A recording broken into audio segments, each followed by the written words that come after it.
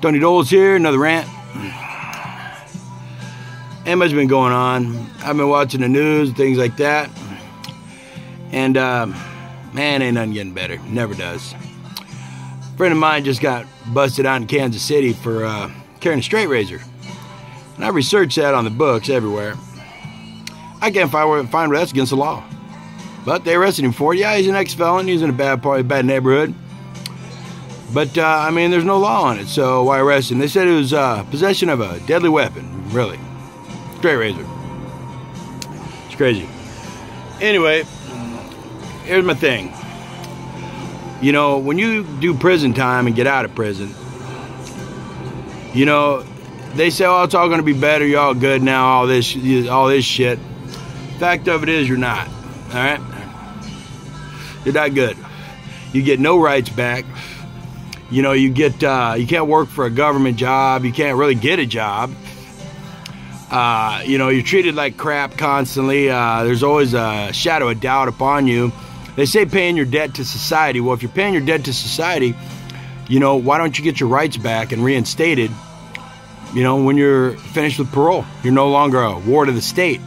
You know, most people can't vote, can't own a firearm, can't own a government job, can't join the military, can't pretty much do anything, you know?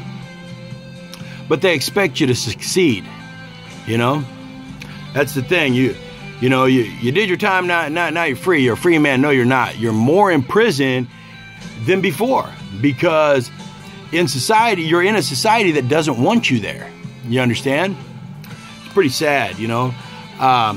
And they'll get you on any kind of trumped up ass charge they can get you on. Absolutely they will.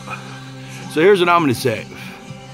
You know, the government bitches, there's been a thing going on in the news. You can look it up on Google. A lot of people are getting out of prison and they're going over joining these terrorist organizations overseas. You know, skipping their parole, whatever, however they can get over there and do anything. And, you know, not only the blacks and the Arabs, but also blonde hair, blue eye, white boy, white supremacist, ex-white supremacist son bitches are going over there. So, here's what I'm going to say, folks. You know, if they're caught over there doing that, which a couple white boys were caught over there, you know, fighting for the opposition. They call them enemy combatants. That's what they're calling them now. And they also call them traitors. They say they're a traitor against the United States because they went from the United States to fight for the opposition. Whoa, whoa, whoa. Whoa, whoa, whoa. America didn't want them. They didn't want them here. They didn't give them no rights back. They didn't allow them to defend themselves if need to.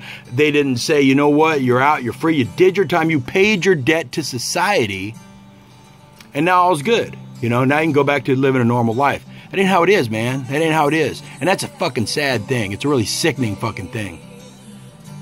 And it's an ongoing thing. You know, my father robbed 8 banks and killed 1 man. He did a lot of time. You know, obviously. He's out. He's on the streets. But, you know, only job he could get was as a truck driver. That was it. Driving a fucking semi-truck. You know? Nothing else. And, I mean, for my dad, it worked out. You know? He enjoys it, but he enjoys the solitude. That's the bad thing. He reintegrated into a society that didn't want him, treat him like shit. Now he just sits up in that truck. He just drives across the U.S. back and forth, and he really doesn't socially integrate with anyone. He doesn't want to even talk to no one. He doesn't really like human beings at all. Much like myself. I really don't like humans that much myself either. They're cold, manipulative, calculating. But the fact of it is, you know, that's how they're always going to be. You know, and we got to live in a society like that. So they're cold, manipulative, and calculating. If someone breaks into my house, say someone broke into my house, I could not defend my family, my property, my freaking dog, my children, nothing. Nothing. You know, if my friends over here, a neighbor, I can't protect them. If my grandparents, I can't protect them because I'm an ex-con. And if I busted a gun out and opened fire on him, if I took a knife, stabbed him, if I beat him with a ball bat, I'm going to prison because I don't have the right to defend myself, my family, my property, nothing. Nothing. You know, somebody raped my daughter, I got to call the cops. You know, I can't deal with that situation, you know, like it should be dealt with. If somebody beat up my son, I couldn't go defend my son. They say dial 911. Check this out. If my wife is being raped in my home, I cannot stop the action. All I can do is call the law. Though I would stop the action, they say, but I'm told what I got to do is dial 911.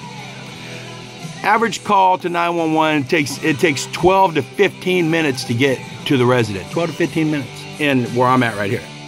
You know, come on, man, come on. You know, I mean, of course, any man, anybody that's a man will defend his family, will defend his wife, such situation, his children, the neighbors, the friends, whatever. If they're in your home, your dog, your cat, whatever, your fucking hamster, you'll defend it because that's your home and that's your sanctuary. That's simple. But legally, you're going to jail, buddy. You're going to jail.